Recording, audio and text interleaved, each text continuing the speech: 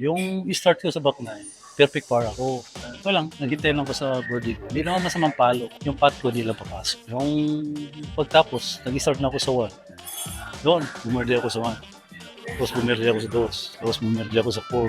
Bumerde naman ako sa 5. Na-miss-drive ako sa yung par 5-6. Pero napar ko siya. Nabangker ako.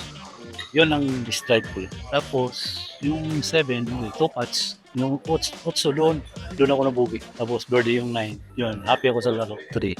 Yung birdie ko, mga 1 pin, like isang pin kalahati. Tapos may isang driver. Sa akin, yung init, okay lang yan, yung uphill sa mapagod ako yung uphill. Siguro sa edad ko, mapagod ako sa driving uphill. Tomorrow, throw down tomorrow. Ganun pa rin ako. Enjoy game. Tapos laro lang. Anong ibigay? Lamang sila ang gulong hitter eh. Pero yung kuhan ko lang, yung pating. Pag tumatpat sa kanilang pating, chance, may ganda naman palo.